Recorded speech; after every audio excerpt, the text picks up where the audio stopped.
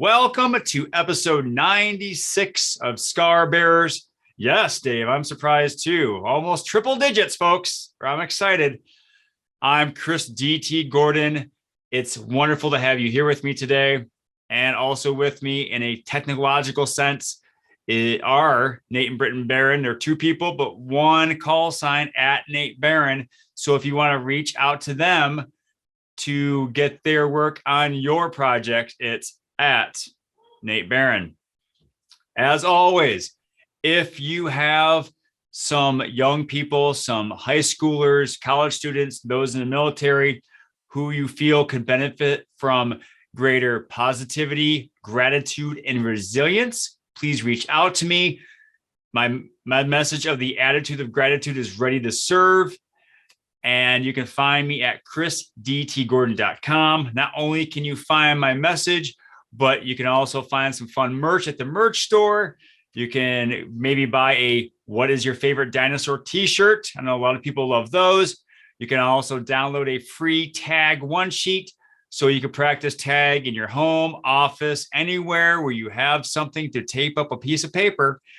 You can find it all at chrisdtgordon.com. Well, folks, I'm joined by my new friend, Dave Ebert. How are you today, Dave? I'm doing really well. I don't know if this is part of the show, but you brought up what is your favorite dinosaur, which is one of the onboarding questions for your guests. And my answer did not age well. I'm not going to ask you to share it. At the end, if you want to, you're more than welcome to, but feel free within this time limit to, come up with a different answer.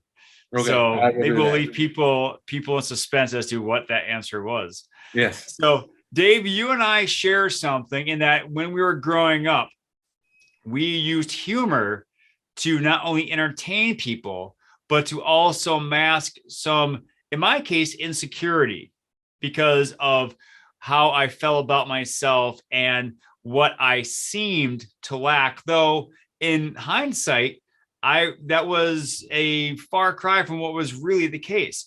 Mm-hmm. But why don't you go ahead and share your story and your reason for being the entertainer?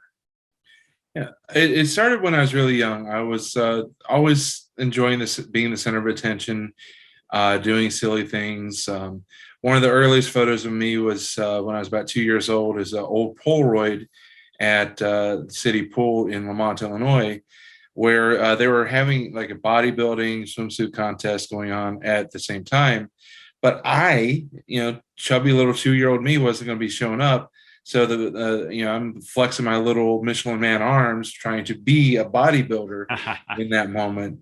And it stuck. I just really enjoyed hearing laughter. I enjoyed entertaining people, and I hated being in a room that was boring. I always enjoyed finding those moments where there could be a moment of levity, a moment of tension being broken. And it was always from a very pure, childlike heart, childlike faith, if you will. But then in high school, I entered into a deep depression where it was a weekly, if not daily, struggle with the idea of suicide. Mm. But I knew that I shouldn't feel this way. I knew that it was, quote unquote, wrong. And because of that, I was embarrassed to tell anybody. So instead of letting anybody in, I would use humor as a way to kind of mask it, to prevent people from seeing what was inside, to prevent people from even having an inkling of what was going on. And at the same time, it was also a way for me to kind of justify my own existence, because if I was able to make somebody's day better, if I was able to ease some tension or pain in their lives, then that could justify me not taking that final step, because, hey, I'm doing something of worth in this world. So if I made somebody laugh, if I made their day better, then I could kind of ride that high for a little bit. And that went all the way until I was about 31, is just wrestling that weekly and sometimes daily battle of whether or not I had enough value to justify staying alive. Wow. It's crazy. There is a Disney movie out in Disney Plus called Encanto.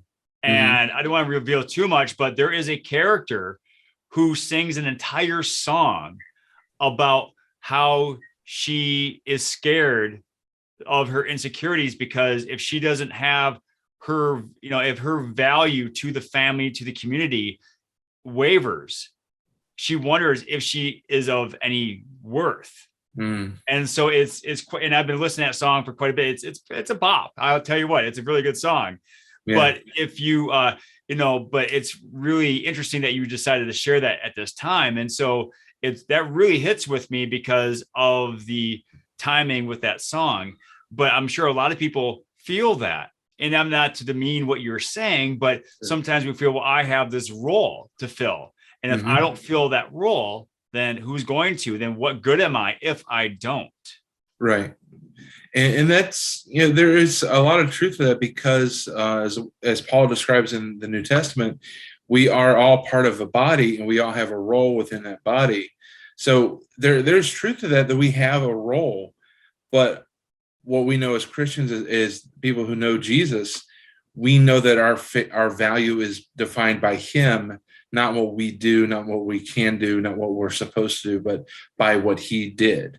And so that's the shift that Christianity does. That following Christ shows you that your worth isn't based on what you can do, what you provide, because whether or not you provide it, whether or not you meet every goal, whether or not you meet God's plan perfectly, none of that matters, because Christ died for us, and there's nothing we can do to earn that salvation. It's a free gift.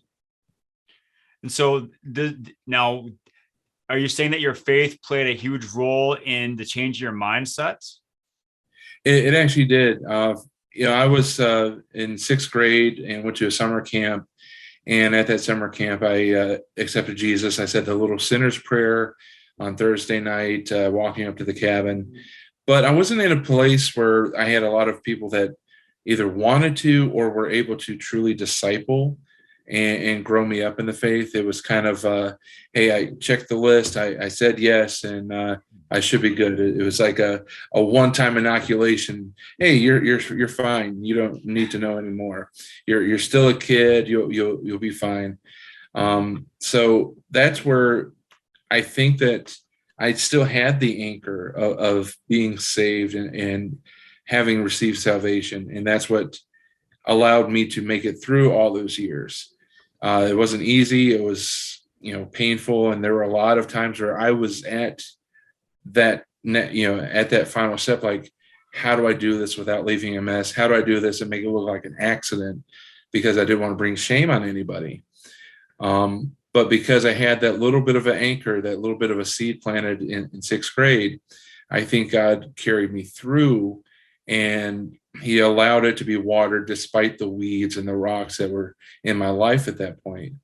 I'm kind of talking about the parable of the four soils. I was that rocky, thorny soil, and eventually, in 2013, I had reached that point where I was finally warming up to the idea of truly submitting to God, but I was also still wrestling with the idea of suicide. So it was this tug of war battle, and I compare it to being on top of a mountain. At the peak of a mountain, if I went down the left side, that's where I take my life and just kind of give up, or I could go down the right side of the mountain and give my life. And so obviously I took the right side and just turned my life over. Started reading Rick Warren's Purpose Driven Life, trying to figure out what's my purpose. And also, I was so in pursuit. I actually read through the first half of the New Testament, or the Old Testament, excuse me, in the King James Version, because that's what I had available. And for anybody that's tried that's not a biblical scholar, reading the King James Bible, when you get to Deuteronomy and Numbers, Leviticus, it gets a little hard. Mm-hmm. It's a little dry. Yeah. So you really have to be into it. Mm-hmm. So when you said 2013, was that when you were 31? Yeah, I was, it was early 2013. I just turned 31, and I had no direction. As part of my desire to entertain people, the only outlet I found at that point was pro wrestling. I had done some pro wrestling in Southern West Virginia, North Carolina, Virginia, and it was just another outlet where I could entertain people. I could find value because if I could, depending on which character I'm playing, if I made them cheer or if I made them boo, but I entertained them, then that's where my value was coming from. But if I had a bad show, if I missed if I blew a spot or missed a move in the ring, it was just another vicious cycle of self-condemnation, because it's like the one thing I have to offer value is entertainment, and I failed this week. So what justification do I have to continue taking those next steps to the following week? But as I got towards the end of 2012 into the beginning of 2013, looking back, the signs are so obvious that God was pursuing me. He was, putting some obstacles in my way from really setting roots down in West Virginia where I was living. Relationships weren't working. I was not happy. I couldn't find a real permanent job. And so finally, on my way to work one day, I was running late, came across these two college kids that were out just passing out tracts and witnessing to people. But there's really no reason for them to be in that neighborhood because there were very few people. It was uptown Beckley, West Virginia, not a high number of residents, and also it was a Saturday morning. So it was almost like it was due that Monday and they were just trying to get it in. But whatever it was a divine appointment. It was that last, gentle fatherly smack on the back of the head that I needed. And I realized, okay, God, all right, so now what? Gotcha. Yeah. So that's when I really dove in and started to pursue him.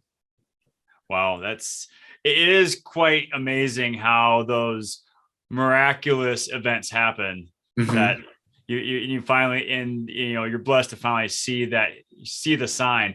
I do want to go back a little bit because I'm very interested about this pro wrestling stint of your life. So how many different characters did you play? I played basically myself. I got into pro wrestling officially because I was a DJ on a radio station, and they thought, oh, it'd be really cool to have one of the DJs as part of the show. But the full-time guys were like, no, we're, that's beneath us. Thank you for your money to buy sponsorship, but we're not getting involved. And I said, well, I'll do it. And what was really cool for the promoter is the idea of a radio DJ is usually they're skinny, they're not athletic, they're not, they're not your typical wrestler guy. But here comes me at that point. I'm 6'2". Back then I was over 500 pounds, but I was athletic. I was, I'd always played basketball and football and things. So the idea of having a DJ that's bigger than most of the guys on the card. And this was a card that had guys like Disco Inferno, Buff Bagwell, Rick Steiner, Kevin Nash. You had some bigger names from WCW. I've heard of Kevin Nash, and he's a big guy. Yeah, he is. I mean, he's taller than me, but I outweighed him by probably about $150, if not more. But it made it real for me to go out and be a bodyguard and be somewhat of an intimidation for the other guys, because they're like, don't touch the wrestlers, because here I am just a DJ. They don't expect me to do anything. Yeah. But just being big enough, it sold the idea of that I was a bodyguard. And then a few months later, the idea was, okay, the guy that I was a bodyguard for is mad at me for whatever reason. So he and I got into a match. Okay. So it was my first match with this guy, and he's he's around 200 pounds, right at 5'10", 5'11". So I had him. I was obviously much larger, but again, he was a performer. So we go into the match. He said, all right, the first thing you're going to do is work the crowd, and I'm going to hit you with a chair. I want you to, take the chair, go down.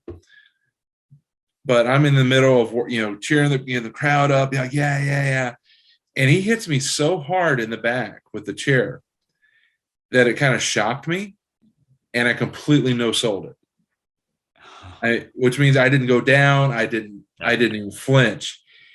He swings, loud pop, and I do the slow, like horror film villain, the slow turn, realizing in the back of my head, oh crud, I just messed up. Yeah. But the crowd ate it up because there was a size difference, and it worked out. But it was just a funny moment looking back on it. We had a hardcore match. He hit me with everything, including a watermelon. That Oh, wow. I don't know where he got it, but chairs, watermelons, tables. Because kitchen sink? What's it? No, those are still attached. We didn't get to a kitchen. But, all right. I had pulled the radio station van into the armory, to help promote the radio station, like the cross promotional thing. He climbed up and jumped off the radio station van onto me. Oh, wow. And so it was just crazy. I ended up winning the match. Yeah, and it was fun. It was a fun way to tell a story, to use the gifts that I had, and again, because I was in front of people and entertaining, it was giving me a way to find value in myself. Yeah. And I'm sorry to derail the conversation, but once you said pro wrestling and characters, I knew I had to get into that a little bit, because that's just interesting. I'm not a huge pro wrestling fan, but just to know the story behind how you ventured into pro wrestling really interested me. Yeah. All right. I used my DJ name for the radio station. I was Big Boy Buddy Love. That was my nice radio and wrestling moniker. Yeah. Very cool. So 2013, you see these two college kids on the corner of the street. Saturday morning, what happens? So I blew them off. I was running late as normal. I'm a chronic procrastinator. So I had to be at work, I think, at like 9 a.m. And it was at that point like 8:58. And I had about 3 more minutes of walking to get there. But I walked by and they're like, hey, we're from Appalachian Bible College here in Beckley. And, we just want to pray for you and see how you're doing. And like, oh yeah, I'm fine. I don't need prayer. I'm good.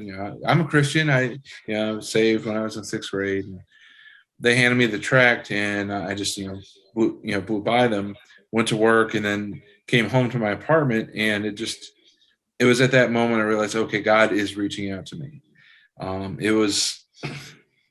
It wasn't the, like a Pure Flix movie where like, I hear angels singing and the sky lights up and light from heaven shines down on the tract on your table. Right. Exactly. None of that. It was just like, okay, I need to do this. And it wasn't one of those weeping, sobbing Hallmark moments. It was just, okay, God, I get it. And I don't think that because it didn't have this huge emotional moment that it's any less impactful, because here I am 9 years later, still pursuing the Lord. It was a turning point. It was a moment where I literally turned to God and started to pursue. And I say that right now because I feel like there might be somebody that thinks that, oh, if I don't have this big emotional experience, and it's not real. Not necessarily true. Because emotions are what we feel. And sometimes our emotions are deceptive. So we can't pursue the feeling. We just pursue the truth of what God is and who he is. So I don't know why maybe somebody needed to hear that listens or watches, but I just felt like that needed to be said right now. No, I appreciate you sharing. So what was the first step you took after this realization? I started picking up, I had a Dollar General King James Version Bible, and I started at Genesis, because even though I had been saved as a 6th grader, I was never discipled. I never knew that the Bible wasn't written chronologically. I mean, I know that like Genesis and then Exodus, and those are kind of telling the story of the Israelites, and in the Pentateuch, it's kind of a chronological order. But the Bible itself is not from A to Z. Some of the stories, go back and forth or connect. Like Job, we don't know exactly when that happened. It could have been sometime around Abraham, could have been sometime later. But I was just I'm just saying that I started reading the Bible expecting it to be like this is the history of God. This happened, and this, then this, and this. And so it took me a little bit more to understand what the Bible was saying, because I had to break that assumption. So that was one of the first things. And then getting to the harder books, the some of the drier books, if you will. It was a challenge, especially reading King James, because it's very poetic. But when you're a new believer and you don't have a deep understanding of what it's actually saying, you can lose some details. But it helped that I was an English major, so I'd read some Shakespeare. Well, there you go. And so I started reading the Bible, and obviously started praying. And I knew that, and this is not a slight against West Virginia or Beckley, but I started realizing that wasn't the place for me. I wasn't connecting anywhere. Every time I tried to make it to a church service, for some reason, something would come up.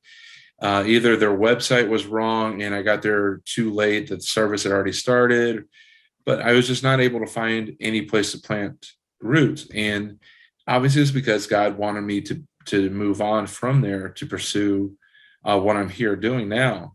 About 2 weeks into this journey, I'm talking with my sister, and she's not walking with the Lord, but the Lord still used her, because as we're talking, she said, well, if you want to leave West Virginia, you can move in and start over here in my apartment. So she offered me a place to stay. And I said, are you sure? She said, yeah. So I started completely over on my sister's couch in March of 2013, about 6 weeks after, I initially had that moment with those college kids. And that was where did she live? I'm sorry. Oh, she lived just outside of Chicago in Lombard, Illinois. Okay. She was going to a chiropractic college. And so I stayed with her on campus for a few years while I got my feet under me. And when I moved up here, I started trying to connect with as many Christian creative people as I could. And that included meeting a guy named Ryan McChesney. We met through Craigslist, of all places. And we met and we started an improv ministry team where we use comedy as a way to do what I had been doing my whole life, especially during my depression, is that just use humor as a way to better people's lives. Mm-hmm. But instead of using it as a way to hide my depression, I use it as a way to try to point people back to the cross, and as a way to share hope, share that there's more to this world and more to life than what you see.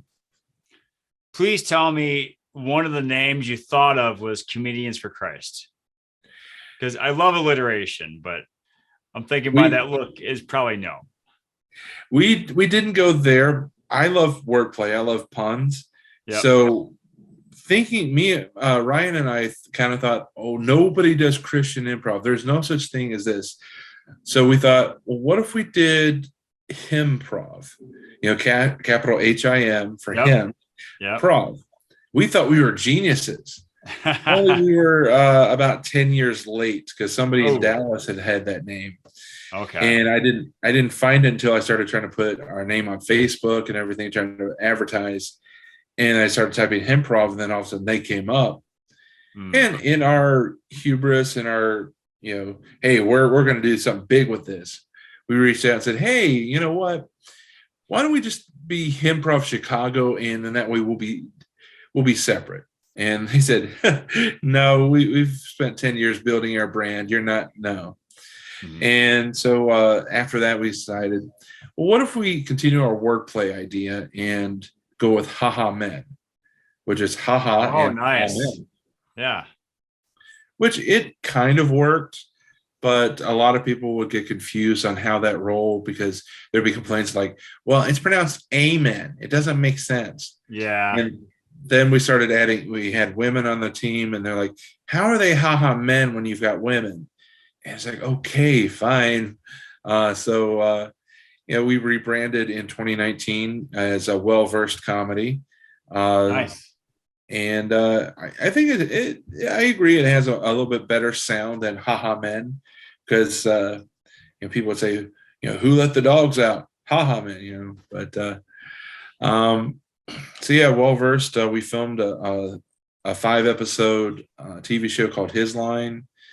We've done church shows. We've raised since 2019. We've raised about $6,000 for various charities, just doing shows. Nice. So it's been a joy. And one of the things that I've been able to do that's kind of the biggest thing I've done in comedy is one night at a show I shared my testimony, and the leader of an organization called Salt and Light Coalition approached me, and she asked me to teach improv to her ladies, and her ladies are women who have survived sex trafficking. Oh, And wow. so I go in once a month and use improv basics to help them improve communication, to improve their ability to read communication, and also to tap into creativity that they've probably hidden for many, many years, because many of these women were sold into trafficking, or they were forced in this lifestyle as young as 9, 10, 11 years old. So they lost so much of that childlike creativity and that childlike mindset. And so we're able to kind of tap into that, let them laugh like kids again. And also, the thing that I point out is that here I am, a man that's able to go in here and build healthy relationships with these women who have been put through literal hell on earth by men, many times by men that they are supposed to be have trusted, and men that should have protected them.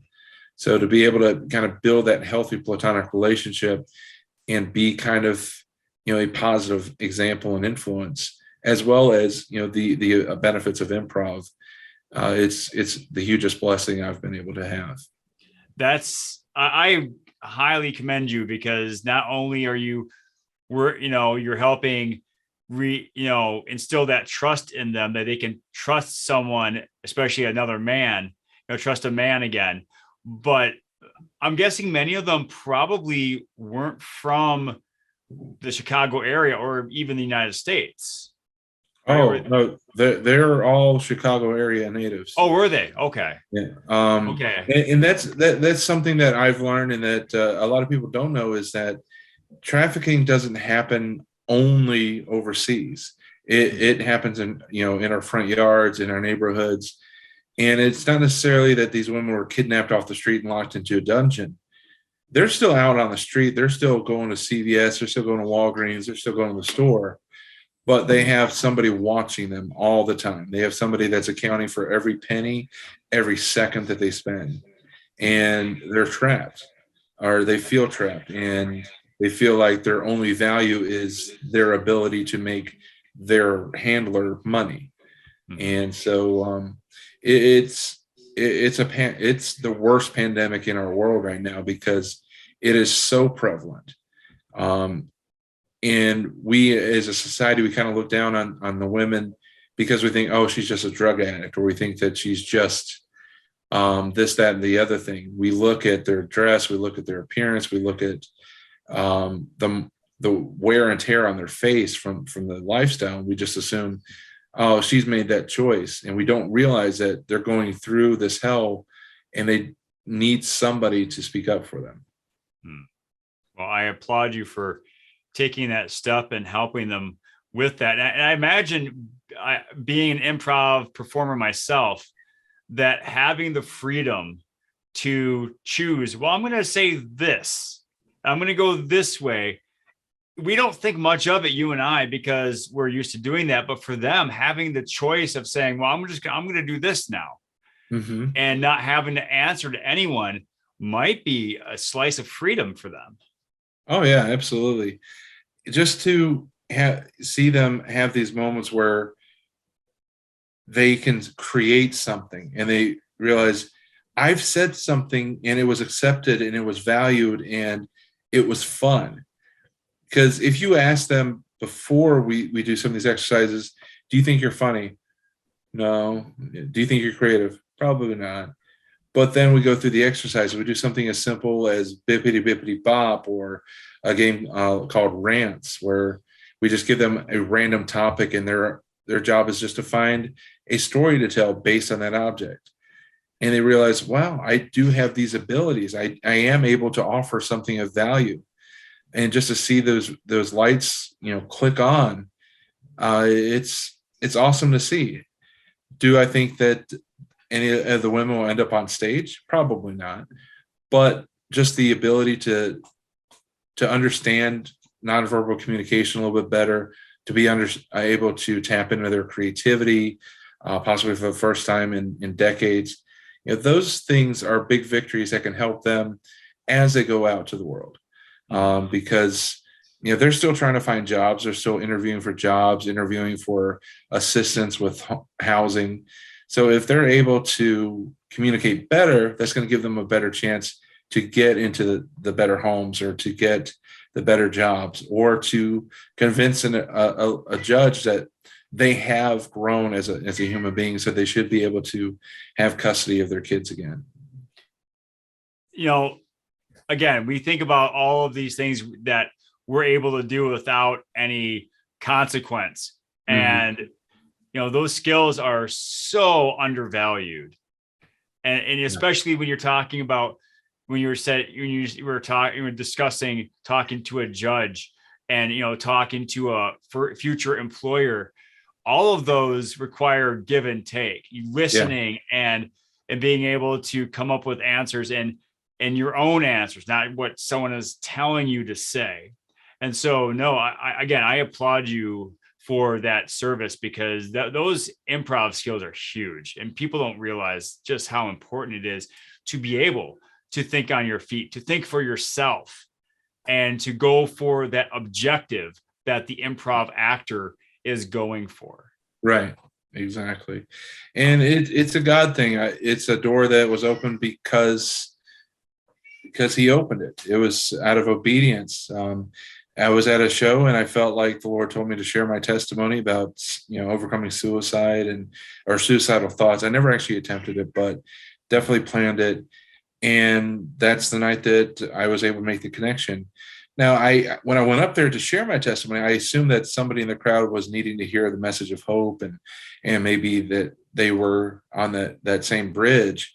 And I don't know, maybe there was, but because of that obedience, I was able to make this connection, and spent the last 3 years working with some amazing ladies that, unfortunately, I would be guilty of kind of writing them off had I met them on the street. But getting to know them, seeing their stories, seeing their struggles, it gave me a whole new appreciation for a whole section of our society that we just always overlook. Again, thank you for providing that service. That is a remarkable thing that you're doing. So besides this improv group, what else are you doing to further your mission? One of the things I do is I also have my own podcast called Gifts for Glory. And it's based on the idea of using our gifts for God's glory, which is what the comedy team was founded on. And I don't know if you hear my cat, but he's trying to make an appearance. But hello, Trooper. Hey, Trooper. So noisy. Anyway, sorry about that. No worries. The podcast is where I bring in men and women who are using their gifts for God's glory. We hear about what they're doing. We hear about their projects. I've had a lot of actors and comedians on, some musicians, authors, comic book writers, and we hear about what they're doing, and then we dive into their testimony. How do they find Jesus? How did Jesus become their Savior? And that's the best part, is we share all these different stories of how God got a hold of people, because not everybody has that addiction or that vice and that huge Hollywood moment. Mm-hmm. And there's some people that feel like almost embarrassed about their testimony because they don't have that moment. But it's still beautiful when you accept Christ as your Savior, because you've been saved. You're going to heaven. You are among the elect. And there's never a boring story about that. There's never a weak testimony. Some of the people that I've talked to, they feel like, I don't have an exciting story. I grew up in church and accepted Christ very young. And I say, well, that's still beautiful because you didn't get gospel calloused. You didn't take it for granted. You still made it your own, despite the fact that you were immersed in it from a very young age. You're very blessed because you avoided a lot of the potholes and the hurdles that a lot of people run into. But just because you avoid a certain sin or certain things in your life, it doesn't make your story any less beautiful, because they're all part of the mosaic that makes the kingdom of God. So true. And I really like that term you use, gospel calloused, Mm-hmm. because, and I'm not sure if I'm using it as you intended, but when I hear that, I think of people who they go to church all their lives. So they think, well, I go to church so I can think this way, or I can think I'm better than someone because I go to church. Right. And that's not what church is for. No. Yeah, for me, when I say gospel callous, I'm talking about people that you've been so immersed in it that it doesn't impact you anymore. It doesn't make a difference. It's like, when you're working with your hands, you end up calluses on your hands. Mm-hmm. And the thing that you're doing each day no longer cracks and causes your hand to bleed, and it doesn't impact you anymore. Mm-hmm. So you have that hardened skin where it's not necessarily that you're cold or distant. It's just that the gospel no longer impacts your heart, no longer impacts your spirit. And it's very easy to take, the gospel for granted and become callous to the point where, you hear the John 3:16, the Luke 9:23, you hear about Jesus dying and raising again every Easter. And it's like, okay, you're going through the motions because you've got that gospel callous. And it's those people that end up with those life-changing moments where God's like, okay, you've ignored me long enough. Now it's time to kind of shake you loose. Mm-hmm. And, those, and like I said, every story is beautiful in its own way because it's a story of salvation that makes up the mosaic of everybody's got a little piece of brokenness that's now a part of this beautiful picture. Yes. And also it's good to remind people that you should not compare your story to someone else's. Right. Because you're always going to lose out. The grass is always going to be greener. The story is always going to be better. And you live your own life, be your own starring role in your story, and let your story shine through that. Yeah. So no, thank you for explaining your own version of gospel callous, because yours sounds a lot clearer than mine did. No worries. Yeah. So that's great that you have those opportunities to share your faith and to practice it.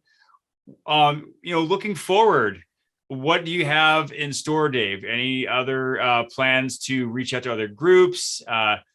Anything going on in the near future with you or Trooper? Did you say my Trooper? Is it my cat? I said you or Trooper. Oh yeah. Maybe you guys do a duo improv team with a cat. That would be fun. Improv with a cat. I don't know, because cats aren't very supportive.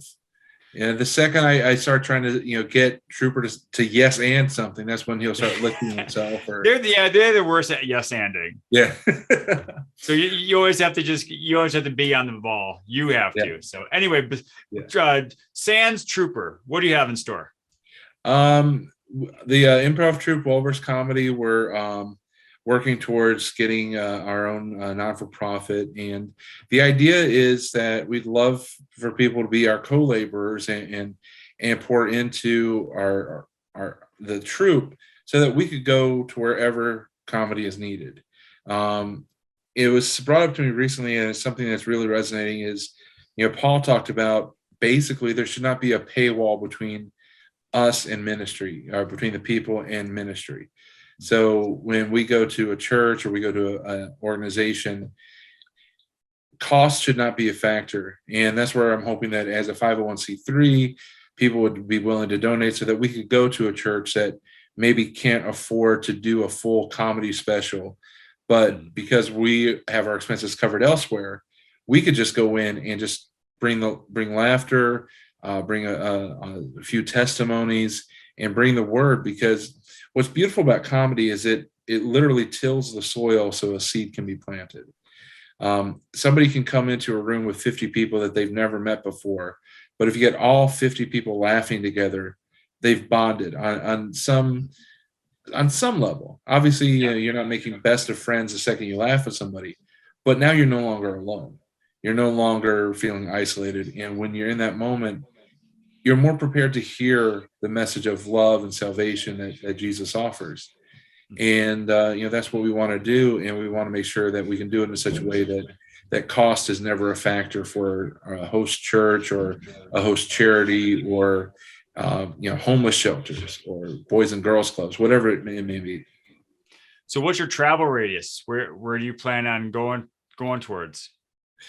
Our radius right now is kind of as far north as Green Bay and as far south as Indianapolis. Okay. I think kind of within 3 hours, give or take, of Chicago, something along those lines.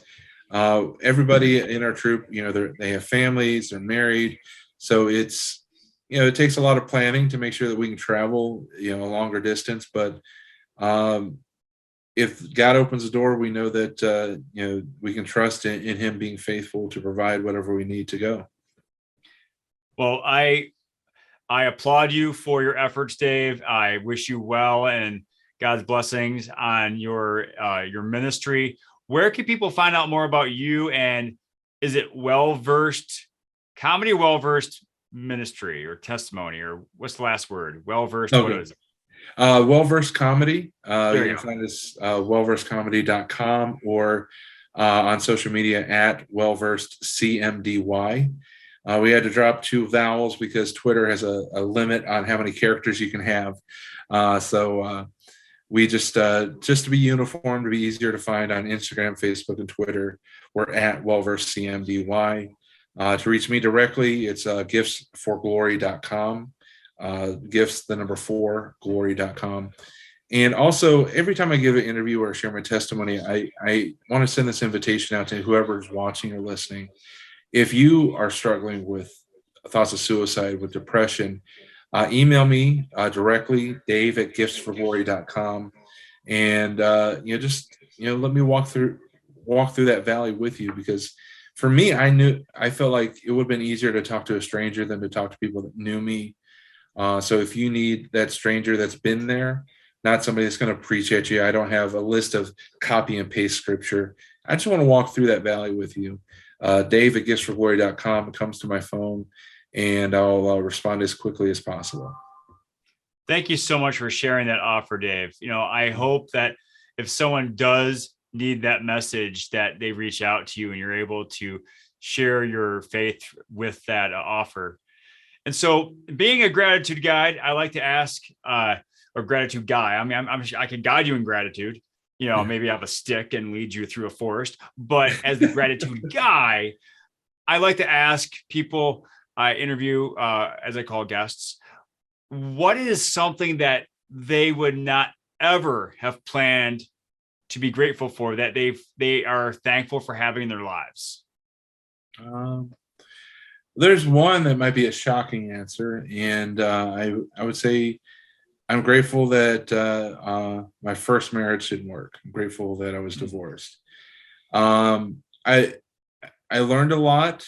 I learned not to ignore red flags. I learned that I shouldn't force a marriage to prove something, because that was still in the throes of depression, and I wanted to prove that somebody could love me. So I ignored the red flags, pushed forward through it. And I'm glad that we ended up divorced without kids, so that we could sever the relationship without having to still be in each other's lives. So I'm thankful for God protecting me from a lot of potential hazards in getting married. So, married young and for the wrong reasons. So I'm grateful that it ended in divorce when it did, instead of being dragged on. I'm thankful for my testimony that I went through that valley of depression for so many years, because it developed in me a sensitivity for people who are struggling.